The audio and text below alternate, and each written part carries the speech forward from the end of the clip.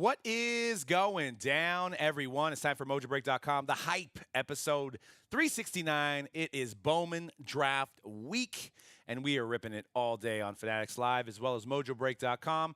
And we're going to be joined by a special guest today, Joe Lowry from Prospects Live, and he's going to be talking everything Bowman. Great website, helped me price out some teams.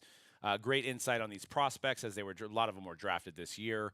So we're going to break down that and get some info about what you guys are chasing today and throughout the weekend with the brand new Bowman Draft. So it's been a fun day. I know we've pulled pretty much all the guys already with Joe Caglinone showing up, Nick Kurtz making an appearance, lots of big prospects. And today, guys, they announced they had the video with John Elway, whose card is going to be in there as the 1981 Bowman design, as he was drafted by the Yankees. So you can get a John Elway Yankees auto in Bowman Draft. And they had a cool video with Stephen A. Smith, Larry David, and John Elway, as if John did play baseball and did not go to the Broncos. So similar to Tom Brady last year. Yeah, that must have cost a lot. Larry David's probably not cheap. Hypothetically, John Elway is a baseball player, Hall of Famer? Possibly. Ooh. I mean, he's a Hall of Fame football player. I mean, he's a great athlete.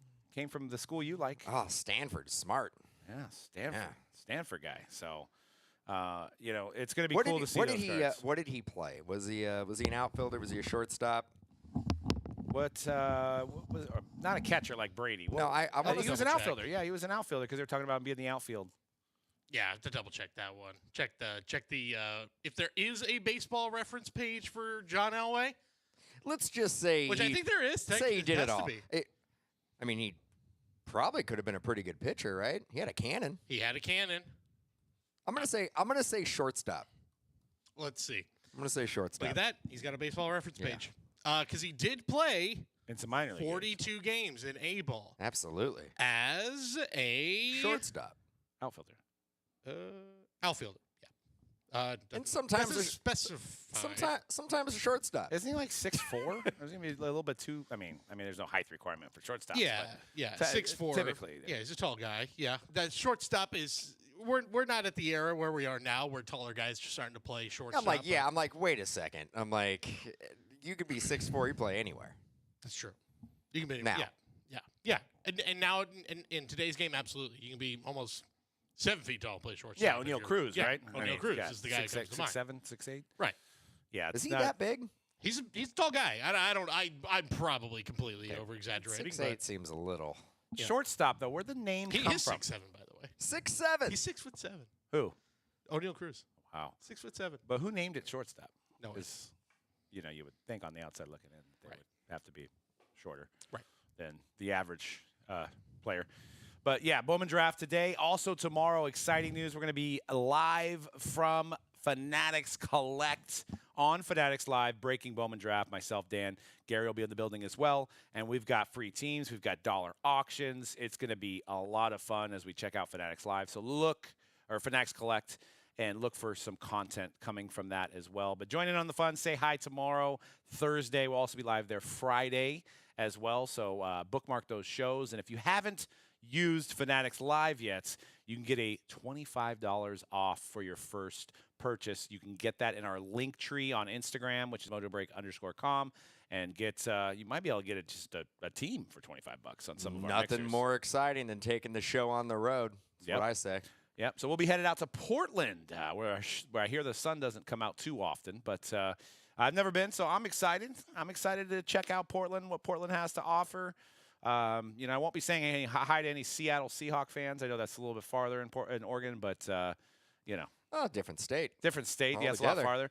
But I'm sure their team would be the Seattle Seahawks. So. I'm going to go out on a limb and probably say there's more Niner fans in Portland than there are Seahawks fans. Yeah, I think there's a pretty big rivalry. I mean, anybody in the Northwest in the chat, sound off, because I feel like Portland and Seattle is a pretty big rivalry. If I know Portland, the MLS team, the Timbers, is very popular there. Obviously, they have the Trailblazers as well. And the Seattle Sounders. Sounders, and I know that is a at- heated rivalry. Look at that. I mean, if there's Yeah. one thing I know, it's the MLS. Yeah. How many MLS teams are there? 16. Nope. 18. Nope.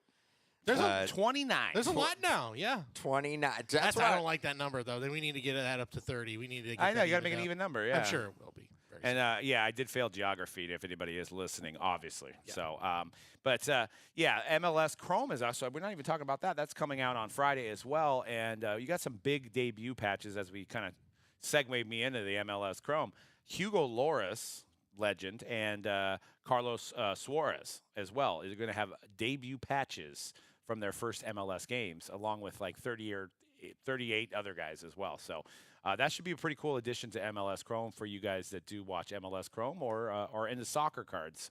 So be sure to check that out and get in on those Fanatics Fanatics live breaks tomorrow with us, and we're gonna have a good time. We're gonna give away some free teams.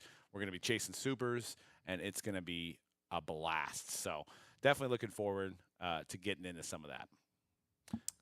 What do you guys think early Bowman draft? What are you seeing? What do you like? And now that you've seen those prospects in action, what do you think of those? I mean, it's a lot of names in this year's checklist. We'll get into it here in a bit with the conversation I had with Joe.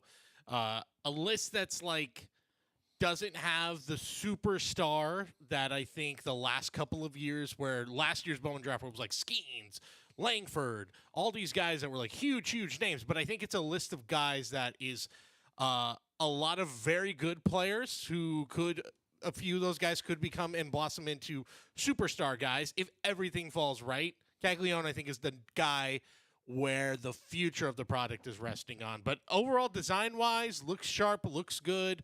Like the variety pack this year. Thought that was a fun addition. With the bubble gum and the sunflower seeds. First box of the day, if I'm not mistaken. I think either Greg or Bubba got their very first jumbo box.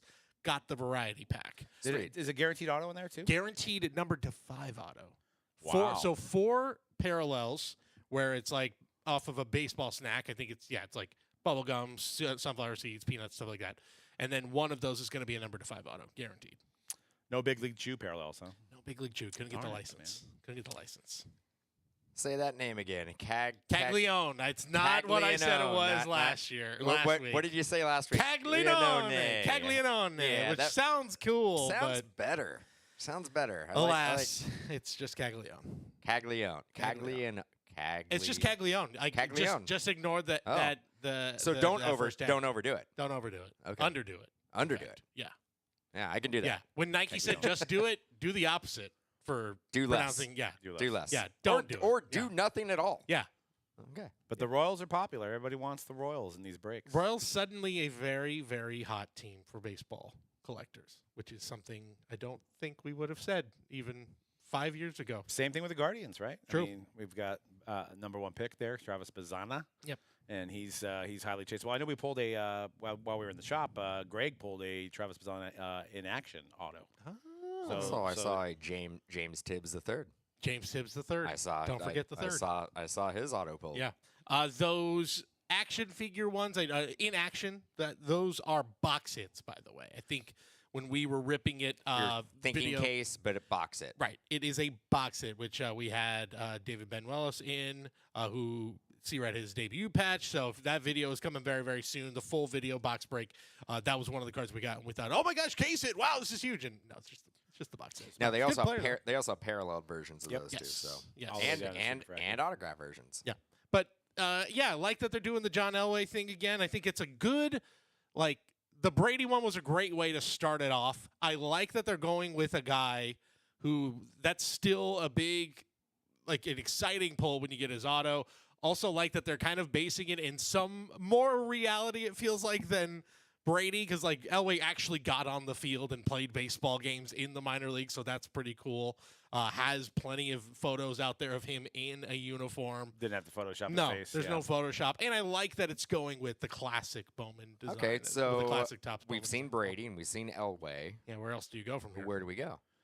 How about Russell Wilson. I mean, he's on the list, Russell Wilson? but But he he's already had has a card. Yeah, he's already he got a didn't- He didn't have Bowman. an auto though. But what about? But I think it would need the Steelers would need to win the Super Bowl this Right. year. Kind of. Right. What about a Deion Sanders? That Bowman. I think would be a real. Ooh, yeah. Because did he have? Yeah, he never had any I sort mean, of. he had like a card. Donruss Right. rookie. That and is- I don't think, and he had a Topps rookie. Yeah. But I don't think he didn't. Obviously, there was no Chrome. There was no prospect card. I think that's a really safe bet of like if they're gonna go, who's gonna be the next guy. Dion is a big enough name. He's also the kind of guy that I think would like be excited to do something like that. Be like, yeah, that's fun. I guess the flip side of it is all these guys are like guys who never played a professional baseball game. Where like Dion had a pro MLB career. There, so. the other one that will not happen for obvious reasons. I mean, could, who knows? Jordan. Yeah, that would be. I mean, That would be be the huge. one. That Yeah. that's the only way to get bigger would be that. Scott in the chat says Bo Jackson. Yeah, Bonos. we do see Bo in a lot of baseball already, which is why I say maybe they don't, just because we already see a lot of him as it is. I mean, Yeah, a lot. Still can you excited to get him. imagine like a Bowman Chrome prospect card of Michael Jordan? That would be massive. In the White Sox, you mean? That'd be bigger than the Brady. I mean, I It don't would. even think that's an argument, right? No, That's bigger than the Brady. Did Wayne Gretzky play baseball? Because I know he's a baseball aficionado. That's true. Yeah. He said he I liked. think mi- he following did. minor league I baseball. don't think he got drafted. No, I mean, you definitely could not. spin it anyway. I mean, all these Right. all these athletes had played probably multiple sports in high school, right? You could spin anybody into that argument. I mean, Dion does make sense because next year he might be a head coach in the NFL too, right? So it could be a little bit more hyped going into 2025 Bowman Draft as he's coaching somewhere. Maybe he's coaching the 49ers. I don't know. Maybe the Cowboys. So Like how you sprinkled that in. It might be the 49ers coach. Yeah, who knows? He could be knows? anyone's coach. You know? I mean, Shanahan probably has one more year, but we'll see. I think We'll see. Shanahan's got a lot more than. I think Shanahan will basically. he's going to ride It's out. it's up to him when he wants to leave.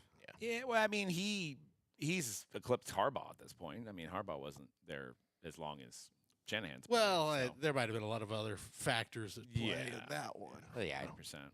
Yeah. Well, Fanatics Fest was announced as well, and they went with a lot earlier date this year. So last year, the first Fanatics Fest in New York at the Javits Center was in September. This year, we are looking at June. So June 20th through the 22nd, Fanatics Fest in New York, Javits Center. So, I mean, my first instinct is let's get this thing earlier than the National. Well, it's also like we have the data right after the National. Let's get some data what it looks like before the National. And maybe that's what they're trying to do. I mean, that is a pretty heavily traveled family vacation era, right? Because schools just end and a lot of families go on vacation. So we'll see, if people still show up as much as they did last year. I mean, that New York area is just mostly local anyway. When we were there, it was mostly just New York people. But I mean, as far as travel, I know that's a lot around the time that we plan a family vacation. Now, August, end of July, like where the National is, you're kind of a month out from school starting or less than a month school out. starts like way earlier now than Yeah, it it's used like to. August, mid-August. School starts the day after school ends now. Might Yeah. as well. It feels like it. So we'll see Tough to how many people are like, oh, am I going to go to Tahiti or am I going to go to the Javits Center? So, we'll see how well that turns out. And if they can keep the momentum from what they did last year, because we've talked about on this podcast many times of how awesome the event was. Will it be as awesome this year, the second year in? Did they overspend the budget on the influencers? Did they do they probably didn't make money overall? Are they going to continue to do the show the same way? So we will definitely see how that goes, and having two back-to-back big shows within A month. 40 days, 50 days from each other. 1 month actually. About a month, yeah. Yeah. It was. I mean, there is actually, I believe, more time separating the two shows this year than there was last year. Last year, it was 2.5 weeks, 3 weeks between the National and Fanatics Fest? You said it was September. I feel like it was August. Second or second Maybe week you're of right. August, I want to say. I want to say it was about 2 to 3 weeks after the National. Yep. Yeah, and I think, too, getting ahead of this, where the last couple of weeks, a lot of talk of this hobby has been, was that one and done? Is Fanatics Fest a toast? Are we over? Is it just to lock in, like, nope, New York is still happening. This Well, is for okay, now. Okay. For But now. yeah, we don't like. Yes, it's announced. Yes. But as we've seen. Yeah, we don't. I mean, we don't know 100%. Who knows? We've had ones already canceled. Yeah. I don't think this one will be canceled, and I think this is going to be an annual thing. And I think there's only going to be one, and I think it's going to be in New York going forward. I think it's their home base. It's their August 18th. Yeah. So. Yeah. That New York is their home base of operations. It's going to be easier for them to do it. We'll be interested to see what changes they make this year versus last year. Are we going to go less into the big celebrity, the big flashy celebrity names and go more into like we're making a show for collectors and hey, we'll have a few celebrities here and there, maybe just a step above what the National brings. But I think there's more tables this year. There is. If you look at what has been released so far, the details, it looks like they've come out and said there's going to be more of a card show presence. There's going to be more tables. There's going to be more focus on that side of the convention. And that side of the convention generates revenue. So it kind of makes sense. Yeah. That's the thing is I think it clearly came down to we got to figure out a way to make more money on this. The table prices did go down a little bit. But you also get less exhibitor badges. So, kind of a wash. Yeah, and maybe they were figuring out that most people that bought tables didn't need that many badges, so maybe that's the data. I mean, we did, but maybe not everybody else did. Well, based on how many people we were bringing, based on how many badges we got. Exactly, yeah. So that's kind of how it worked out. So now we're going to do the same. Yeah. So, but yeah, you guys got to check out Bowman Draft. Mojobreak.com has plenty of breaks with C-Rad this evening if you're watching this live, also throughout the week, as well as we're live on Fanatics Live with Jay Jets, as well as Bubba's Breaks is on there, and Jacob doing Bowman Draft this week. So get in. There's going to be player breaks. There'll be different variety of sizes. So something for everybody to get your team, to get your player, however you want to break it down. And without further ado, I want to hear more about Bowman Draft, and I want to hear from the experts from Prospects Live. So without further ado, let's bring on Joe Lowry from Prospects Live to talk a little bit about Bowman Draft. All right, it's Bowman Draft Week. We've been talking about it a lot, and to talk about it even more in depth, joining me now is Joe Lowry. You can read his preview of 2024 Bowman Draft and plenty of previews and plenty of baseball card news as well over at Prospects Live. He's also the co-host of the local Card Pod. Joe, thanks so much for joining me on today's show. Hey man, thanks for having me. It's that perfect time of year, holidays and Bowman Draft. I mean, who could ask for more, right? It's the best. The best present under the tree for me is new first Bowmans to chase this year. And yeah, we're going to get into that, which I think it's a really interesting class, a really well-rounded class, I think, overall. We'll get into a lot of those, but I do actually just kind of want to start on, because I know you do a lot of stuff beyond just Bowman with baseball cards. So just kind of like the general state of baseball cards right now. On our podcast, we talk a lot about how baseball, with all the uncertainty with basketball and football, with all these like exclusive licenses and stuff, and the guys you can and can't chase, baseball is this sort of stabilizing force in the hobby of like, you can always count on it right now. You're getting the big names, and you just had a great rookie class. You just had a lot of big first Bowmans who made it up really quickly. Obviously, there's some other things and gimmicks that have been thrown around with Fanatics and Top. So just want to get your general thoughts on like, where do you think, how should baseball collectors feel about the state of baseball card collecting right now? It's very interesting. I have, I write a yearly article for Prospects Live doing a kind of hobby year in review. And I tend to start thinking about that. And it's primarily focused on baseball cards, but I'll throw in other big stories. And as I start thinking about it kind of a month out from the end of the year, this has been the first year since I've started writing this article, which was like 2021-ish, where I felt like the baseball card hobby is really stable. Like, excuse me, not a lot of ups, not a lot of downs.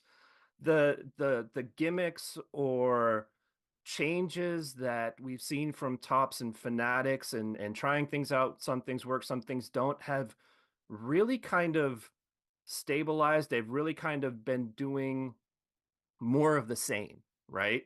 We're on year 2 of the retrofractors and things like that, right? So to me, it's what you see is what you get, and I think we're starting to get more back into that norm that we saw pre-pandemic and pre-Fanatics and all that with Topps. There's the ups, there's the downs. You can make more sense of it. There, what was it, in the 2020 off season for baseball, it was like maybe a month of cards prices being down, maybe. And by November, which is usually one of the slowest months, Juan Soto's rookie cards were going to the moon at that point because of how well he did in that 2020 pandemic season. My head was spinning, and people were asking me if they should spend $300 on a base Topps update Juan Soto card, and I'm sitting there going, I don't understand what's going on, so I guess yes, but I really don't know. And now I feel much more comfortable. I feel like it's back to that kind of pre-pandemic where we kind of know the ups and downs of the market. We know the majority of the product suite. Fanatics kind of last year started pulling products off of the product slate, and they've kind of stabilized around a lot of that as well. So I think it's a time to catch your breath for baseball card collectors and find what you enjoy and not, kind of spin in circles trying to keep up with all the trends, because those are kind of, again, stabilized. And I kind of like it like that personally, as an older guy who's not like chasing, every squirrel that he sees running around the backyard, right? Right. It's nice to not feel like, maybe should I spend $300-400 on this Kyle Lewis PSA 10 rookie. I mean, he just won Rookie of the Year. I won't say that's from personal experience, but yeah, kind of was. But yeah, a lot of that is not happening anymore. And two, you're right with this, everything kind of coming back to normal a little bit. But at the same time, you've also got like real excitement still with stuff like the MLB debut patch, which I think, there was some doubt of like, is this gonna stick? Are collectors so locked in on that first Bowman auto that's always going to be king? And I still think for the most part it's going to be, but clearly in terms of just media coverage, that debut patch just pops so much more, where you're like, you talk to someone who's not really into this, and you tell them what that is, you go, well, that must be the one you want, right? But I think there's a lot of good ideas, a lot of interesting things there that they're still throwing out. And that was a 2023 introduction again.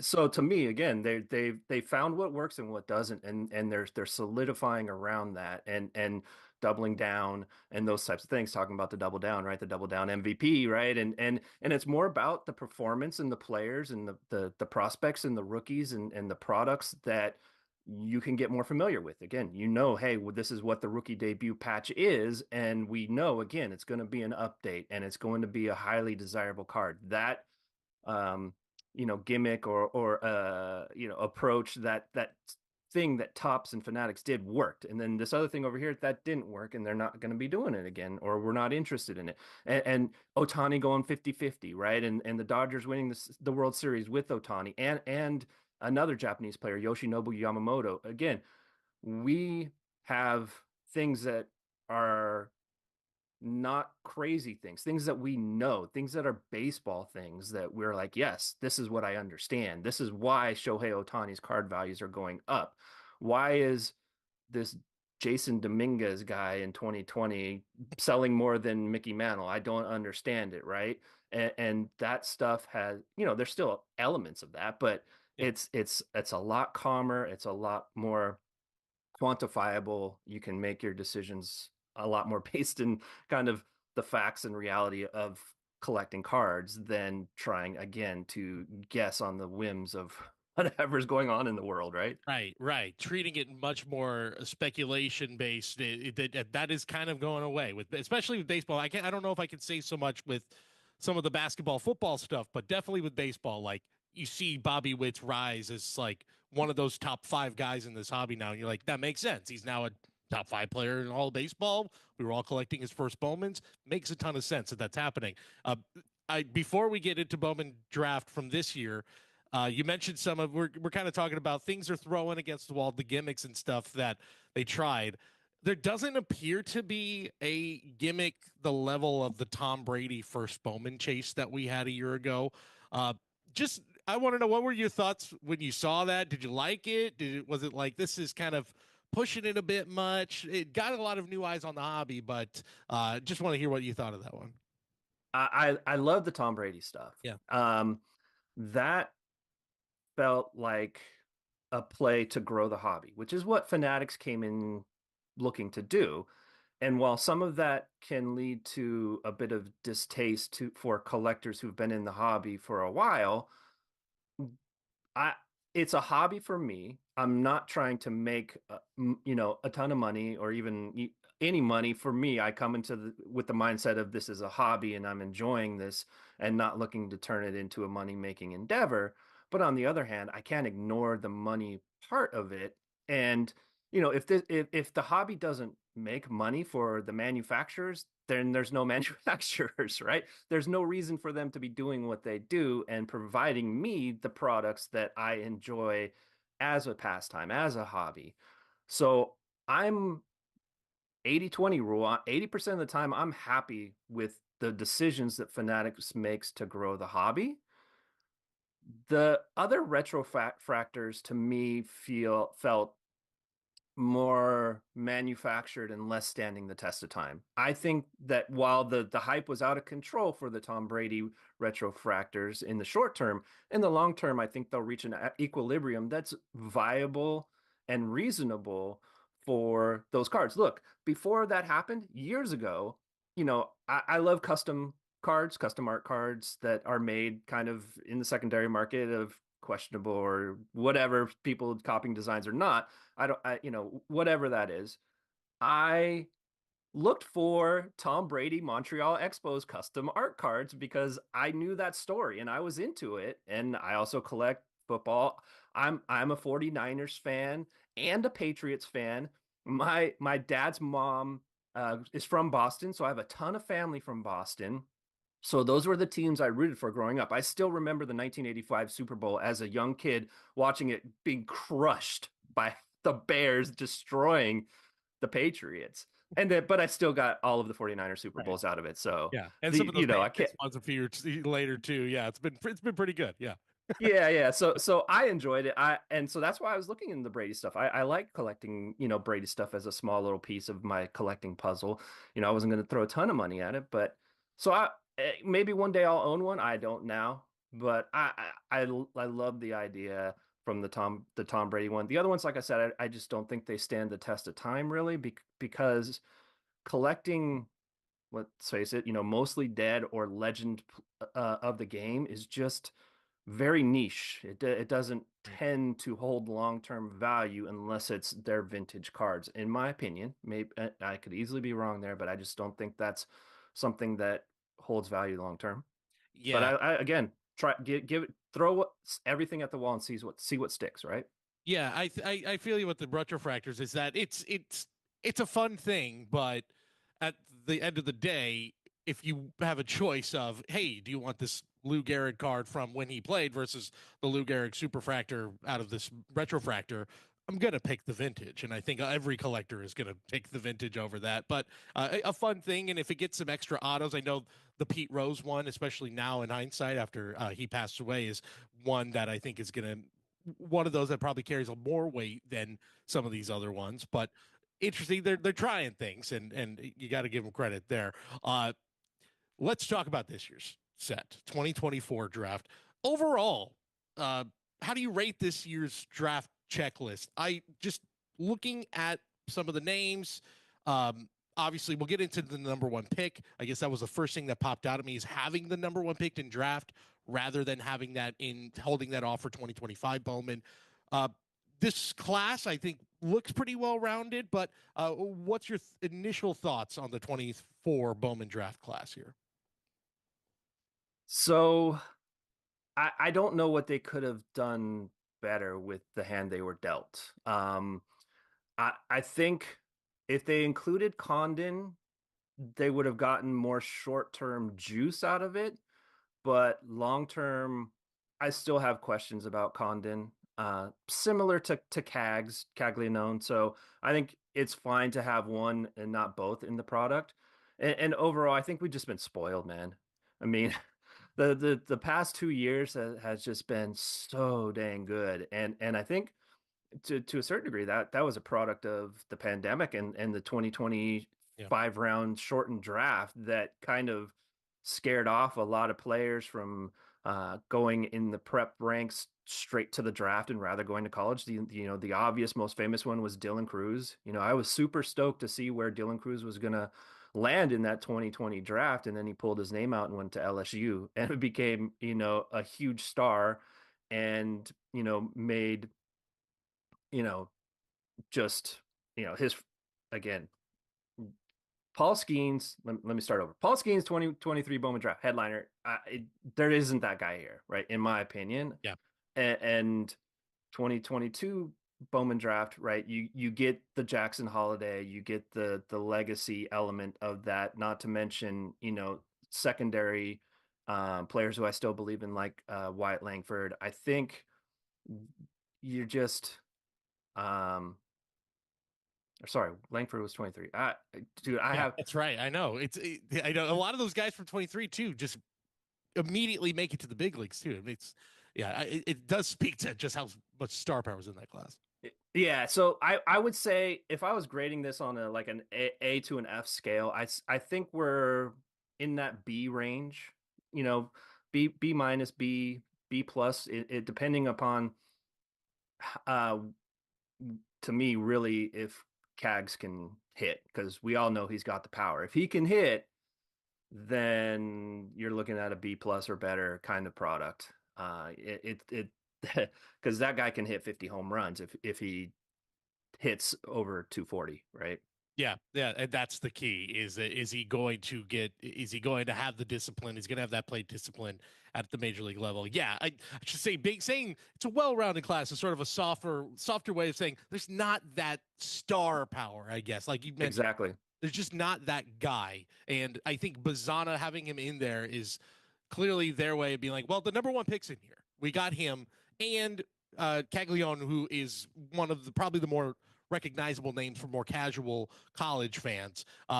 Let's just get right into him because I think he is the most interesting player here. And on your rankings, you did have him in that tier 2. And the way I was, I think the way you wrote it, you're like, you can kind of hear like, hey, we know this is the big guy, but there's just a lot of question marks. And I think everybody kind of feels that way, that he could be Aaron Judge, but he could also very easily be Joey Gallo. And that's a pretty wide range in between.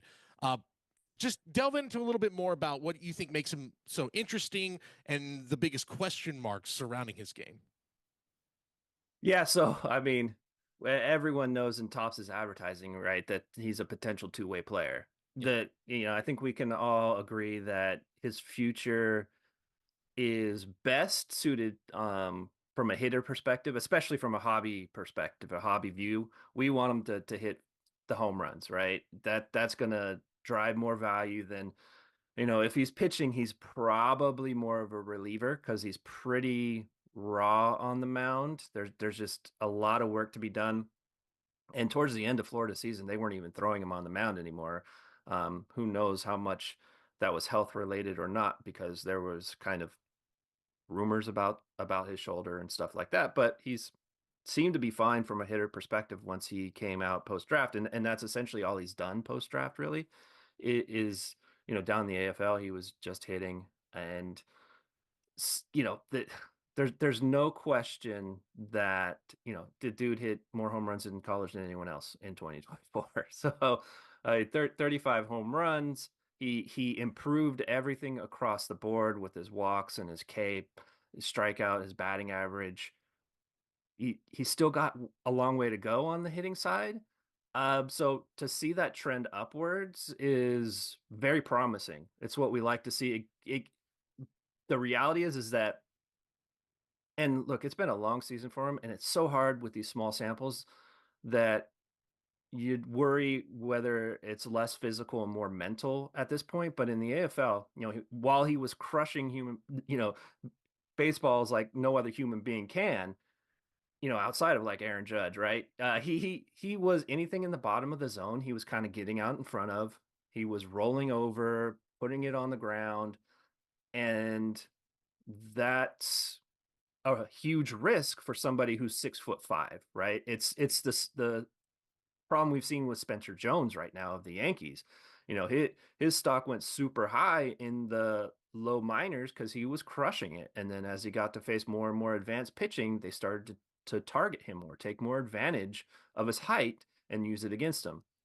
And so these tall guys, the Spencer Joneses, the Bryce Eldridges, the Jac Caglinones of the world, that's what you want to pay attention to is, are they hunting their pitches? Are they, they're power hitters. You play to your strengths and you spit on those pitches in the bottom half of the zone. And if the pitcher gets you out on those, you tip your hat to him and you move on to the next one, right?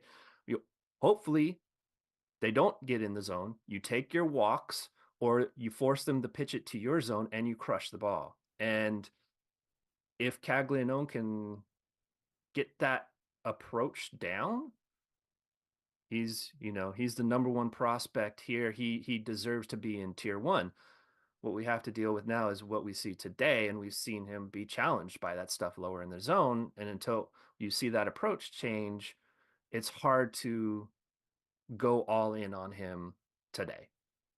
Yeah, and I think beyond all the power and stuff too, it's a lot of collectors are just going to see, and Top's very smart for doing this, that distinction on the card where it says first base and pitcher. I think I did see some mock-ups or on the checklist, they have both a card with him swinging the bat, they have a card with him as a pitcher.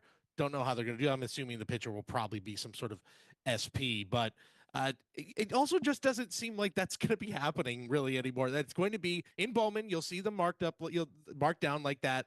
But, since Shohei, how many guys have we seen who have had that same hype where it's now him, and you've had Hunter Green, you've had Brendan McKay, you've had all these guys who had that distinction, and either they flipped one. Bryce Eldridge, I forgot, and Reggie Crawford, both for the Giants. So, and Bubba Chandler, right? And Bubba Chandler went the other way, right? He went pitching, and on his first Bowman card, I believe he was hitting. And it's a picture is him hitting. There's no image variation. So for Caglianone, it's an image variation for his pitcher card, right? So Topps posted that on their social media, and on the card it does say first base pitcher for both the image variation and the regular card. But yeah, the image variation for Cags is a pitcher image. So there's just it doesn't make any sense. Shohei is a unicorn. He is historic.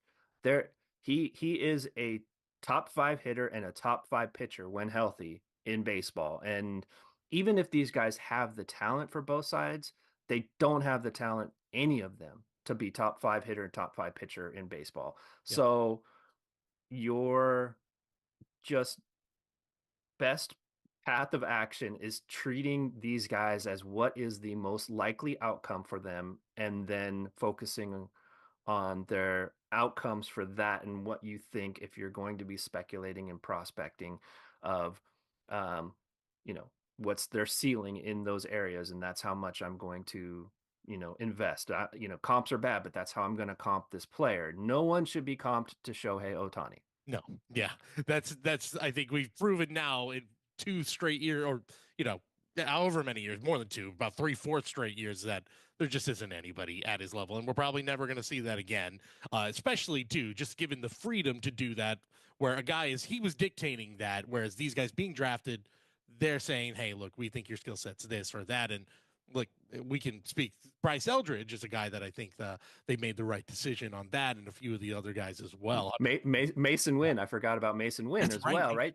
They gave him like an inning. They announced him at the draft as both a shortstop and a pitcher, I believe, when they announced the pick, to kind of placate him, and that's what they kind of do, right? Sure, we'll take you guys and we'll let you explore that, but the teams know they're so much better at this. They know where they're going to send these guys, and they're just telling them what they want to hear. They gave Mason an inning on the mound in the minors just so he could, say he did it, and then that was that, right? Yeah, and hey, maybe it's also a something on the team side of a market. They know the marketing of, hey, look, we just got this two-way guy. Yeah. You are going to know their name instantly, and then when they actually switch it up, and then you might be following them a little bit more and be a little more on top of that. A couple more players I want to talk to you about. I'll get to the number one pick, Travis Bazzana, but last week on the show, I did say a few of the guys I was most excited to start collecting. And the guy for me, and I got to see him in person for a few games, so I'm going to have some bias. Nick Kurtz of the A's. There was a pretty glowing write-up that you guys had on him as well. Seeing him in person just looked the part of everything you want out of a big slugging first baseman. He's on the A's. That's the only knock against it. Sorry to A's fans if you're following them, but I do really think if this guy's a Yankee or a Dodger, I think we're talking about him in a different way in this product. Shot through already got to high A. I think he's probably going to go through the minor leagues really fast, just kind of like Jack Wilson just did. Your thoughts on Nick Kurtz and what his hobby future looks like? Yeah, no, I do this all the time, and I say the dad instead of the son is Jacob Wilson. Dad Jack. You said Jack. Did I say Jack? Oh my gosh, there you go. Yeah. But that's kind of on my mind. Yeah, Jacob. Yeah. So Kurtz is interesting. I'd say that there's and we included it in the write up. There's one other caveat, right? And it's more for collectors who've been around for a couple years. If you're new to this game, you might not have gone down this path. But if you were here in 2020 and you were buying 2020 Bowman Draft, the Spencer Torkelson hype that was around, and he hasn't worked out. And it's very confusing what has gone on with Torque, and Kurtz and Torque aren't the same. But I would say that, anybody who was around at that time sees this and goes, here we go again. Right. And so that's a little bit, I think, of a cautionary tale, is that these guys can crush college, this profile where they are patient hitters that are big power guys and just have a plus hit tool where they look like the best hitter at their level where they're at in college, in the low minors, even in the high minors to a certain degree. And then for whatever reason, major league pitchers, they're just so good and they find those gaps and those holes.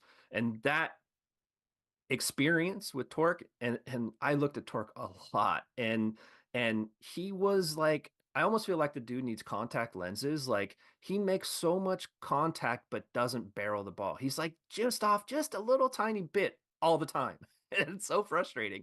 And when we saw him in college, he was unbelievable. He was so good at doing everything with the bat. And so that's to me, even more so, the concern with Kurtz is that we repeat that experience because he's that big, but he's just been such a good hitter. And, there's, he's a 260 hitter with 40 home runs.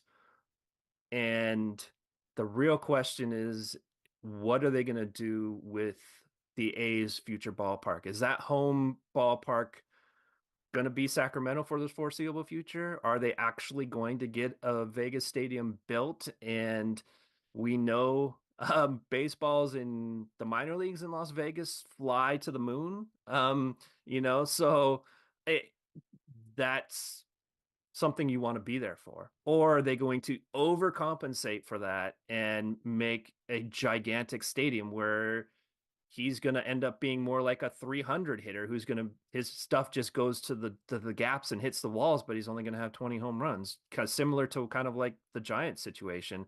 And what happened to, it's like Brandon Belt would normally hit like 15 to 20 home runs a year, and you put him in Yankee Stadium as that left-handed sweet swing, and he would have been a normally 30 home run hitter without blinking, right? So that's really a lot of the concern. The skill set for hit and power, he has it in spades. There really is no question at the moment as it stands today, right? Like with Cags, I have questions as it stands today. With Kurtz, there's no questions from the stuff we care about in the hobby, which is hit and power when it comes to tier one type of players. He's got it. Yeah, he does. He's got it. Yeah, saw a couple of, maybe it seemed like 440-foot home runs that he hit back to back in San Jose earlier this year. And there was just everybody in the stadium. You just felt it. Everybody knew they were watching something special. And you're right. It's just going to be a matter of this organization. And yeah, I didn't even think about the Torkelson thing. It's surprisingly, funny enough, another guy very, very high on when he came out. I think everybody kind of was, but yeah, I've got a soft spot for a big slugging first baseman. A few more guys I want to hear your thoughts about. The number one pick, we haven't even talked about him yet. He's in this product. Travis Bazzana, first number one pick out of Australia. There's a lot of history around it. That's very cool. Very rare to see a second baseman. In fact, I don't remember if it's like the first. I was going to say he's the first. Yeah, that's right. So a lot of history around this pick. Also feels like a very safe choice by an organization that likes to make sound, safe decisions, maybe not the most flashy ones. So maybe a future where like Travis Bazzana is a guy where you say, yeah, he's a top 10 second baseman. Maybe he's the 8th or 9th in that top 10 or whatever. And at the same time, he's second baseman in the hobby for whatever reason. We just don't.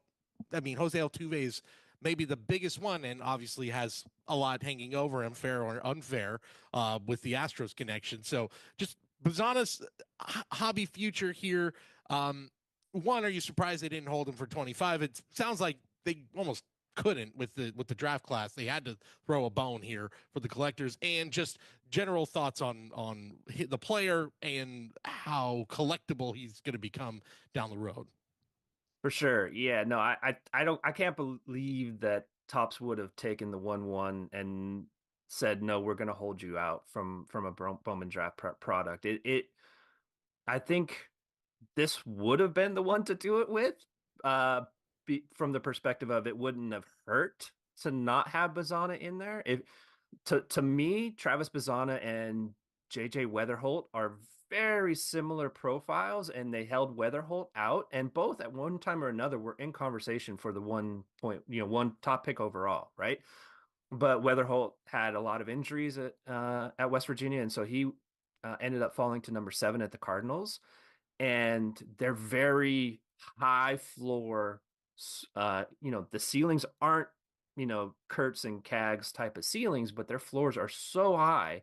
To me, they're very similar hobby profiles, where the thing with Weatherholt is he's a shortstop and Bazzana is second base. So Weatherholt should have a bit more baseball and fantasy baseball value, and that tends to have a little bit of leakage into the hobby, right? To have value in all 3 areas just provides that extra bump.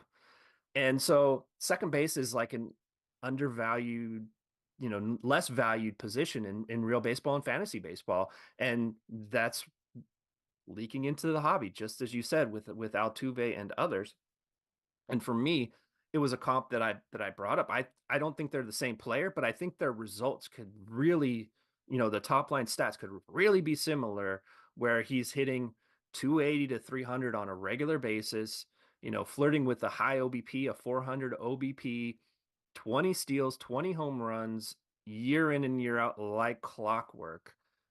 There's just not a lot of weaknesses there. He doesn't have that shortstop twitch athletic gene, and that's about the only negative you could say about him, which is he's just a out and out second baseman. I'm sure if the Guardians needed to, they could stick him out in left field, probably, if they had a reason to have a better defensive second baseman out there. But I don't think that changes this hobby profile at all.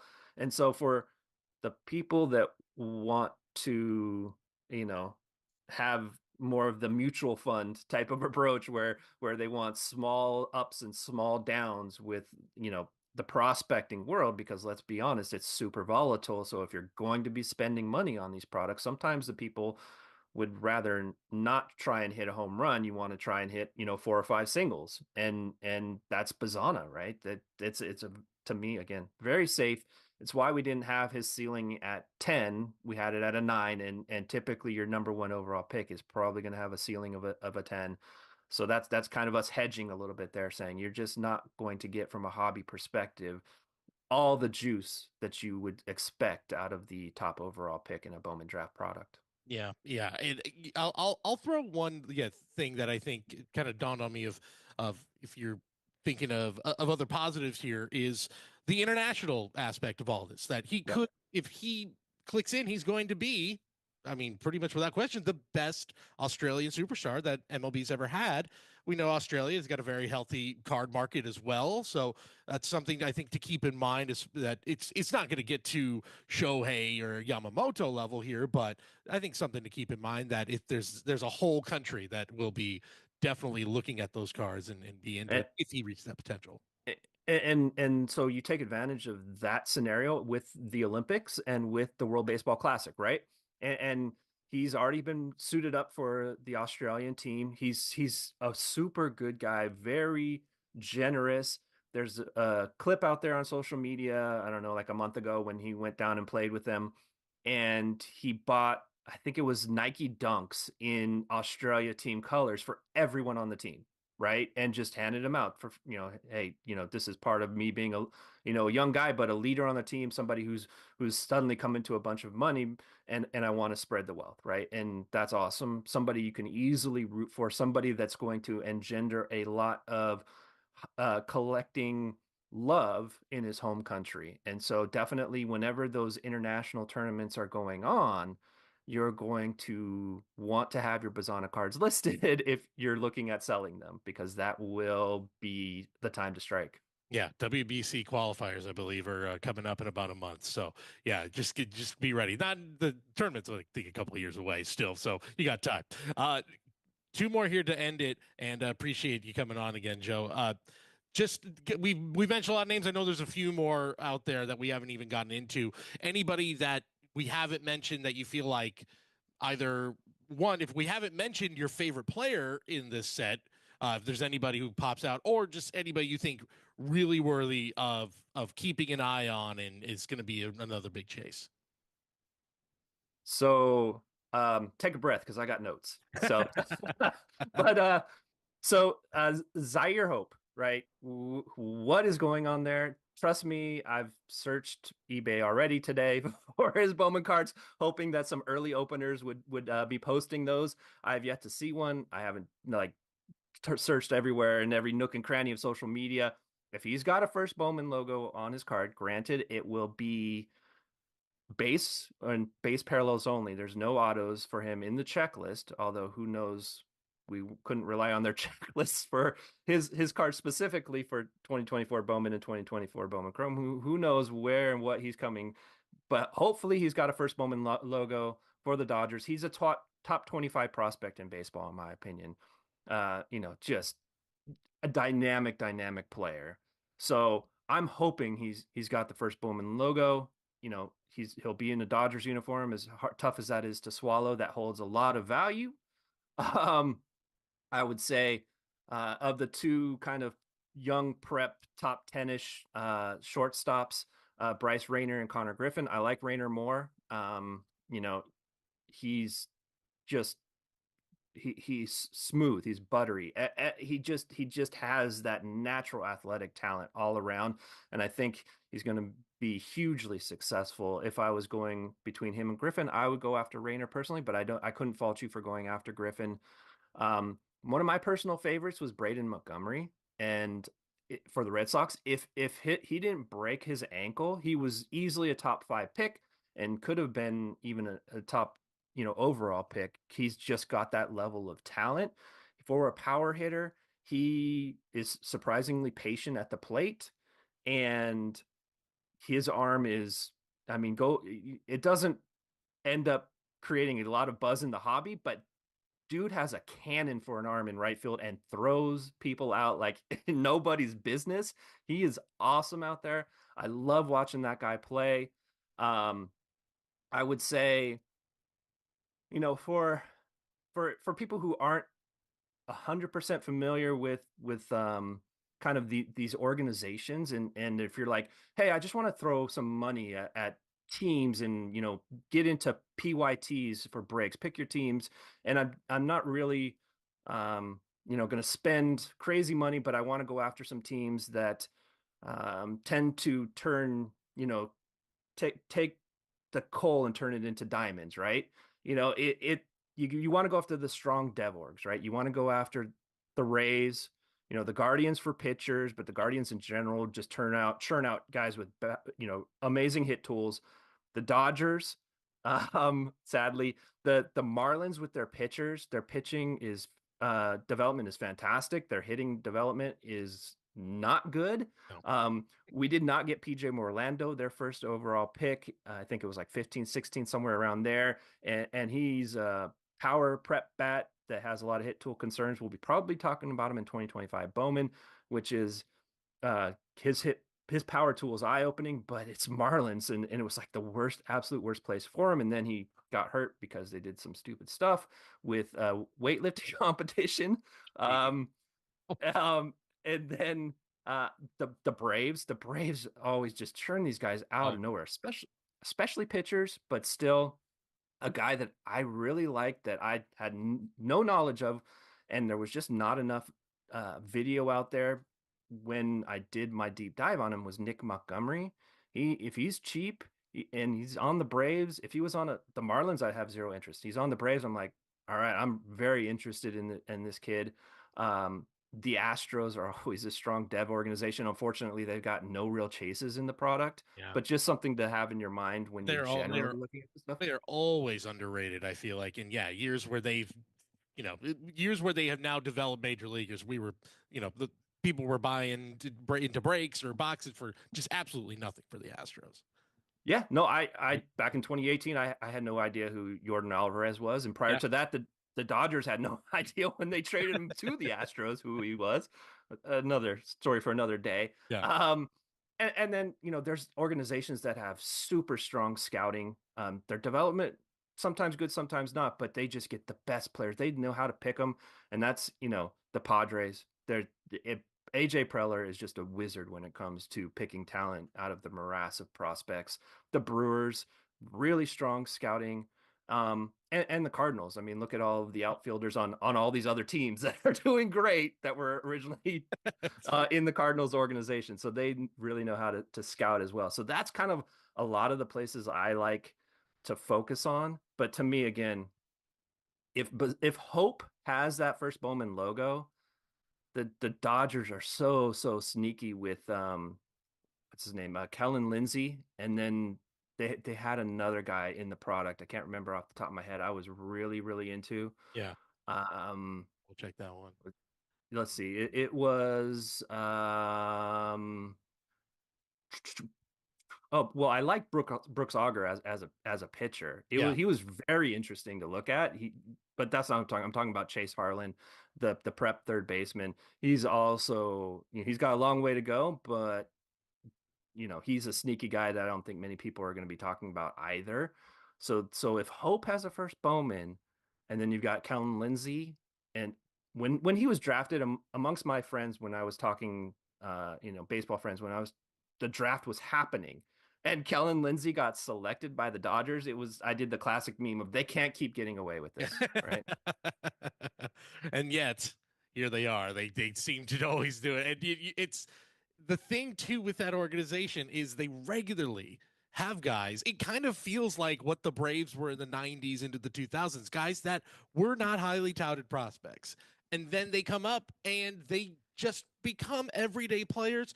Sometimes all-star players, sometimes close to MVP candidates, and the Dodgers are now in that position where they just continue to do this. The development is absolutely, yes, they spend all the money in the world, but their development in the minor league level is absolutely insane what they are able to do. So that is a lot of big names. There's a lot of interesting names that you threw out there. The other one too, the Red Sox seem to now have a wealth of prospects out of just the last 2-3 years, just it seems like out of the blue. It's not. They've had a couple of really nice drafts, but a team that was really, really desperate for anything in the minor league system now just seemed like they are just absolutely stuffed with that stuff. But ton of information to get into. We really appreciate it, Joe, having you on, breaking it all down. Let everybody know where they can find you, where they can follow you, all that good stuff. For sure. So all of my baseball card content can be found at Prospects Live. So if you go to prospectslive.com, there is a baseball card section there where you will find all of our product previews for all of our Bowman products, the Bowman flagship, the Topps flagship products, where I'll break down the rookies as well. I'll also do kind of a This Week in Baseball Cards article where I'll talk about my opinions on kind of the releases coming out that week, and just some other fun articles. My last fun article that I did was on the Bobby Witt Jr. wedding invitation cards, which was awesome. You know, that you probably saw the MJ Melendez one, where then I did a little bit of very minor PSA sleuthing and was able to find images of every other invitation that he sent out to all of his other groomsmen and best men, and wrote an article about that. So I like to do that, do some fun articles there. I'll do a hobby year in review. You can find me on Twitter or X at jhook, JH00K. The noise to signal ratio has gotten to be a bit much there. So I'm not there as frequently, but I'll be around on there. You can hit me up in DMs, ask me whatever questions you want. I'm also on Blue Sky at JLowry001, if you prefer that location. But yeah, I love talking baseball, you know, baseball cards, fantasy baseball, prospects, whatever it is. Don't hesitate to ask me a question. Head my way. Totally awesome. Thanks for having me on. This has been great. Of course. And next time I'm in the Bay Area, I'm coming by. I was there in October. Okay. Unfortunately, it was for a celebration of life family thing. So I was only there for 2 days. I'm down in Southern California. I've been down here for, probably 15 years now, but I'll occasionally make it back up there. And I was literally probably like 2 exits away from you guys, but I just didn't have time to do anything card related. It was in and out, seeing my family, having some dinners, and then heading back down south. But next time I'm up, I'm coming by Mojo Breaks. There you go. I was gonna say, next time you're here, catch a game or whatever, yeah, stop on by. Our door is open. So yeah, appreciate Joe. And hey, I gotta say too, before we let you go, these draft previews, indispensable around these parts. They really, really help us to figure out how do we look at these teams, how do we price everything, and all that stuff. So and great information always. Really do appreciate these. And yeah, we'll talk to you down the road. Hopefully see you at the shop soon. Awesome. I'd like to thank again Joe Lowry for being on the show from Prospects Live, and another great episode of The Hype, guys. Make sure you guys subscribe below here on Mojobreak Media for all of your hobby news, everything that Mojobreak Media is doing, as well as thank you to the audio listeners that listen either on Spotify or Google, iTunes. So we appreciate you guys. And make sure you get in on some Bowman Draft Breaks over at mojobreak.com, as well as Fanatics Live. Join myself and Dan on Fanatics Live tomorrow and Friday, breaking Bowman Draft live from Fanatics Collect. And we'll see you guys next week on The Hype. Peace.